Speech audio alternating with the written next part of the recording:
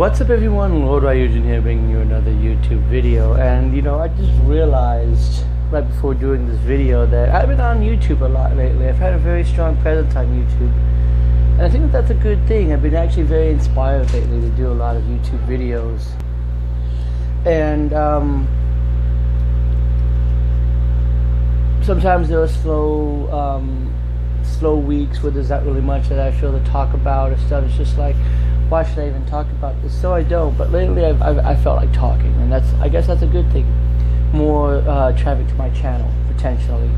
However, I wanted to go ahead and take a moment to talk about something that Sony has recently announced. They were talking about backwards compatibility. I believe it was through Kotaku. I'm not quite sure. When it comes in regards to the PS4. Now, I'm going to do like I normally do. I'm going to talk a little bit about, some good things and some bad things. I'm a collector. I'm sitting in my game room, and I believe I showed off a tour of my game room. If not, I'll have to do an updated one. But yeah, when it comes to Sony, I know that they usually are the leaders, the pioneers of backwards compatibility. They were the first ones to do it, in fact, because up until the PS2, it was kind of unheard of to even be backwards compatible. So it's weird that now the ones that are notorious for backwards compatibility are Nintendo, and now even Microsoft has backwards compatibility, but not Sony. Like if you look at even last gen with the Wii, it was backwards compatible to the GameCube and to the Virtual Console, all systems. And even though the Xbox 360 was very limited, it still had games that you could play that were Xbox games on the 360. The PS3, unless you got the very first model PS3, was not backwards compatible to PS2. And the PS3 that I have is backwards compatible to PS1 games. And I don't know if that's still true for the later models, but I know that my PS3 Slim is backwards compatible only to PS1 games, not PS2 games, which is odd, by the way. That's very, very odd. But now we're in the current gen. The Wii U is backwards compatible to the Wii, and the Xbox One is about to be backwards compatible to 360 titles, and the PS4 is relying on PS Now. And one of the reasons why I wanted to talk about this is because I think it's very, very important. As a collector, I'm going to keep the previous gen anyway, so I have everything PlayStation, PS1, PS2, PS3, and now PS4, and even the PSP. The only thing that I'm missing, of course, being the Vita. But, so, while it's not important to me that it's backwards compatible, I see the need. And I understand the need, because again, if you're the kind of person, like when I was younger, as a kid, your parents would only let you get one system, or you could only afford one system, you want to get the most life out of that system. And so when you sit down and you're making a decision, and you're thinking, man, the Xbox One is cheaper than the PS4, and I'll be able to keep my 360 library and play it. And granted, I know that it comes down to the permission of the publisher and all that stuff, which is a very, very foggy kind of practice, but at least it's there. And for most games, probably the bigger hit games that probably everybody has anyway, it's going to be there. And when I look at the PS4, it's more expensive, and it only plays PS4 games. Wonder which one I'm going to go with. And that's a poor decision. Now, I do understand that with the PS3, it had difficult architecture. It was difficult to program for. People mentioned that throughout its whole shelf life. And that's the only defense that I can think of. But I believe that if you're going to put it on PlayStation Now and make us pay for it, then obviously you have a way to emulate it. And if your back is against the wall and you're the only one amongst the big three that doesn't do backwards compatibility by just simply popping in the disc and having it read, then I believe that your backs are to the wall, and you need to do that.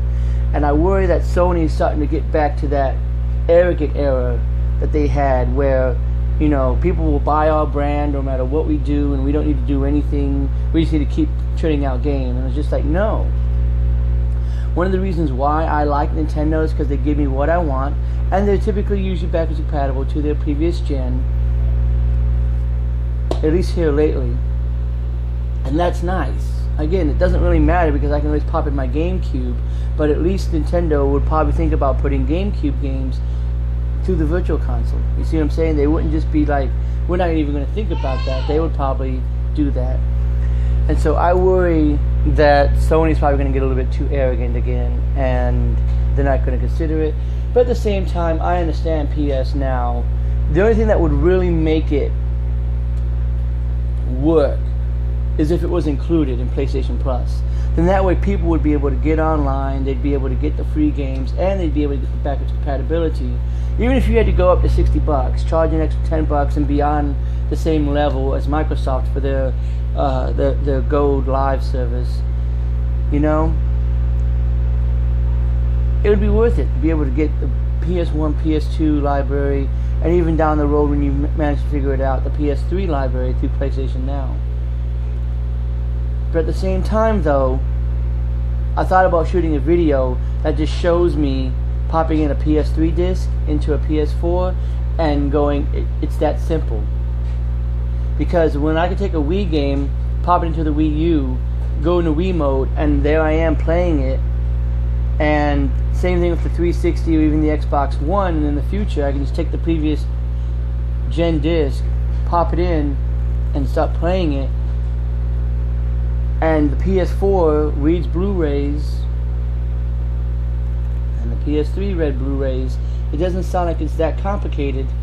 And really, if you're backwards against the wall, like it is, I feel, and if you really wanted to meet the demands of the consumer, you would figure out a way to make it work. You'd figure out a way to, I could just pop in my PS3 disc, and it would read, and I'd be able to play Darksiders 2 on the PS4, and I would be able to play Uncharted 3 and all the PS3 games that I have on the PS4 without me having to keep going back and forth between the PS3 and the PS4, which really isn't that big of a deal for me. It's just a simple HDMI switch, like unplug one, plug in the other. But if I'm going to be on the PS4 anyway, whether I'm watching Netflix, playing PS4 games, or whatever, if I want to just make that jump over, I should just be able to just pop in the disc. But that's just my 2 cents on the matter, guys. Make sure that you share yours. I think that's all that I have for today, so make sure that you put your comments down below about what you think about this subject. And thanks for watching, as always. And I'm so sorry if you're tired of seeing my mug. I just have been feeling inspired lately to do a ton of YouTube videos. But make sure that you look out for future content, because I still have a top picks coming up. And I might even talk about Project NX a little bit and what I want to see out of that. But otherwise, yeah, thanks for watching, guys. Have yourself a good one. And I'll see you next time.